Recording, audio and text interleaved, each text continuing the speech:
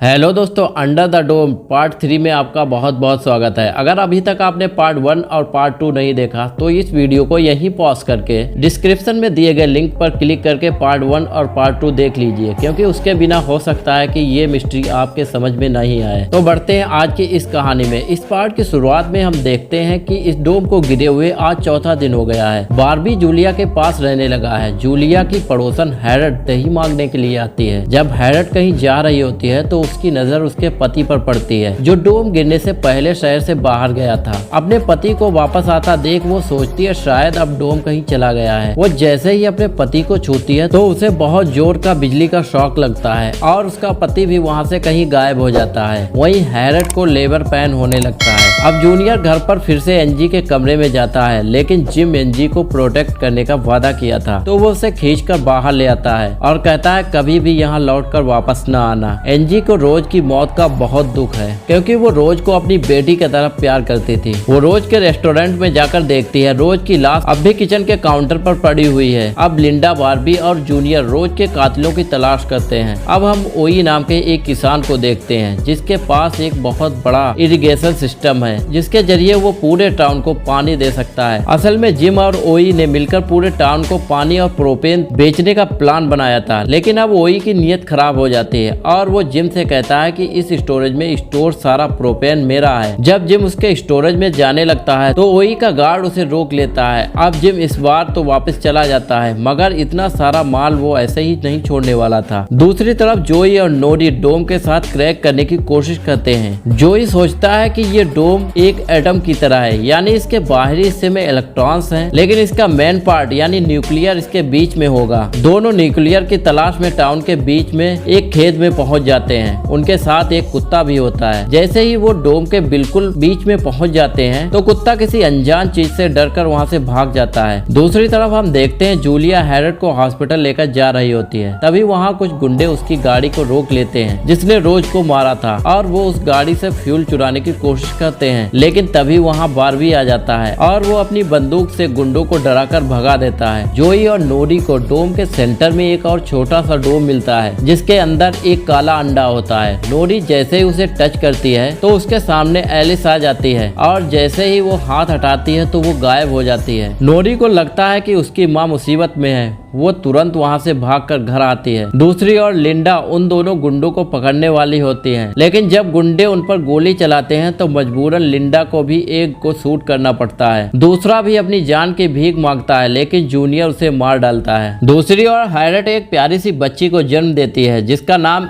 Alice रखती है, क्योंकि ये बच्ची एलिस की वजह से ही दुनिया में आई थी। तभी एलिस को हार्ट अटैक आ जाता है। दूसरी ओर प्रोपेन स्टोरेज का गार्ड प्रोपेन लोड कर रहा होता है, पर तभी जेम उस पर एम करके शूट करता है। इससे प्रोपेन एक्सप्लोर हो जाता है और गार्ड मारा जाता है। नोरी घर पर आकर अपनी माँ की हालत को देखकर बड़ी परेशान हो जाती है और नोरी के सामने ही एलिस अपनी आखिरी सांस लेती है। अब नोरी को अपनी माँ की ऐसी मौत का बहुत दुख होता है और वो गुस्से में डोम से कहती है कि मेरी माँ को मुझे लौटा दो। दूसरी तरफ जिम ओलिव से सुलह करने के लिए जाता है, क्योंकि टाउन में खाने की कमी थी और ओलिव की मदद के बिना लोग भूखे और प्यासे मर जाएंगे। पर जिम से बदला लेने के लिए ओलिव उसे फूड और सप्लाई देने से मना कर देता है। अगले दिन जिम पुलिस फोर्स से रिक्वेस्ट करता है कि वो ओलिव के फार्म पर कब्जा कर ले, पर जब वो फार्म पर जाते हैं तो देखते हैं वहाँ इनसे ज्यादा आर्म्ड गार्ड पहले से ही मौजूद होते हैं। वे ऑफिसर कार्टर के पैर पर शूट करके ये वार्निंग देते हैं कि ये ओलिव का फार्म है, इसीलिए कोई भी अंदर ना आए, और सारे लोग पुलिस स्टेशन वापस लौट जाते हैं। जोई जूलिया को उस छोटे डोम और अंडे के बारे में बताता है और दोनों उसे देखने के लिए जंगल के बीच में आते हैं। इस वक्त अंडा पिंक कलर का चमक रहा होता है। जूलिया जैसे ही डोम को टच करती है तो उसे जोई का विजन दिखाई देता है, जो कहता है सम्राट का सरताज पहनाया जाएगा। हाथ हटाते ही वो विजन गायब हो जाता है। इस पर जूलिया एकदम शॉक्ड हो जाती है और दोनों घर लौट आते हैं। दूसरी तरफ बिग जिम ओलिव के फार्म पर कब्जा करने के लिए लोगों को इकट्ठा कर रहा होता है, पर बारबी उसे कहता है क्यों ना हम लोग ओलिव के फार्म से पानी दूसरी तरफ डाइवर्ट कर लें, इससे पानी के वेस्टेज का खतरा है। लेकिन आपस में लड़ाई से बचा जा सकता है, पर जिम इस पर राजी नहीं होता और लोगों को इकट्ठा करने का ऑर्डर देता है। लिंडा और बारबी जिम से अलग होकर पानी को डाइवर्ट करने का प्लान बनाते हैं। कुछ देर बाद बारबी ओलिव की जगह विस्फोट करना चाहता है जिससे पानी डाइवर्ट किया जा सके, पर तभी जिम वहां अपने आदमियों के साथ पहुंच जाता है और ओलिव और उसके आदमियों के साथ उनकी लड़ाई होती है। इसी बीच मौके का फायदा उठाकर बारबी एक्सप्लोजिव को सेट कर देता है और जब एक्सप्लोजिव फटता है तो पानी बड़ी आसानी से डाइवर्ट होकर बहने लगता है। तभी जूनियर अपने पिता के सर पर मारकर उन्हें बेहोश कर देता है। ओलिव जूनियर से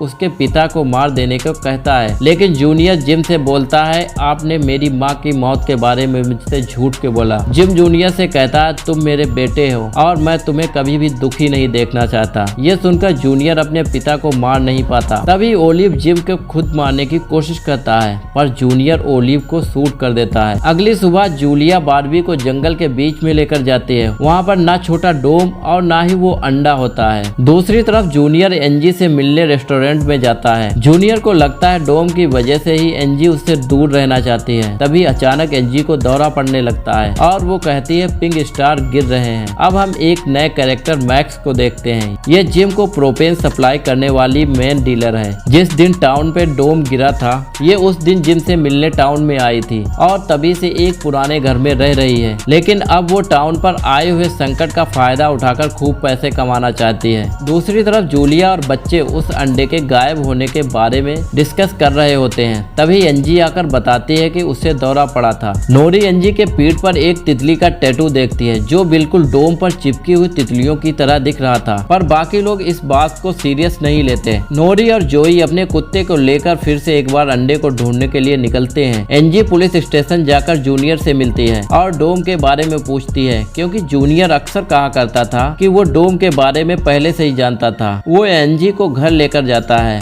और बताता है एक रात उसकी माँ को एक सपना आया था जिसे उसने एक कैनवस पर पेंट कर दिया, जिसमें जूनियर एक पहाड़ पर खड़ा होता है और आसमान से पिंक तारे गिर रहे होते हैं। इसी बीच लिंडा को ये पता लगाने की कोशिश करती है कि इतना सारा प्रोपेन कौन इंपोर्ट कर रहा है। वो प्रोपेन के स्टोरेज पर जाकर सीसीटीवी फुटेज चेक करती है तो पता चलता है कि मरे हुए इंस्पेक्टर और मैक्स के बीच कुछ न कुछ कनेक्शन जरूर है। दूसरी तरफ मैक्स आकर बारबी को किस करती है। तब पता चलता है मैक्स बारबी की बॉस है, लेकिन बारबी को उसके साथ काम करना बिल्कुल भी पसंद नहीं है। दरअसल बारबी और जिम को मैक्स की हर बात मालूम है, क्योंकि वो इनके सारे बुरे काम जानती है और किसी भी वक्त ये इनके सीक्रेट्स को खोल सकती है। जोई और नूरी को जंगल के बीच में अंडा नहीं मिलता और वो घर लौट आते हैं, लेकिन अंडा उनके घर के पास के शेल्टर में होता है। एनजी बताती है कल रात जोई उसे यहाँ पर लेकर आया था, लेकिन जोई को कुछ भी याद नहीं होता। वो धीरे से डोम को टच करते हैं तो पता चलता है कि उनके हाथ किसी पासवर्ड की तरह इसको खोल सकते हैं, पर लॉक को पूरा खोलने के लिए उन्हें एक और इंसान की जरूरत है जिसकी मदद से ये लॉक खुल सकता है। और इसी के साथ ये सीरीज का थर्ड पार्ट यहीं पर समाप्त हो जाता है। आखिर वो चौथा आदमी कौन है जो इस लॉक को खोल सकता है और लॉक को खुलने के बाद क्या होने वाला है, ये सारी चीजें जानेंगे अगले एपिसोड में। तब तक के लिए आप लोग चैनल को सब्सक्राइब कर लीजिए। तो मैं मिलूंगा आपको अगले एपिसोड में। तब तक के लिए टेक केयर, बाय बाय।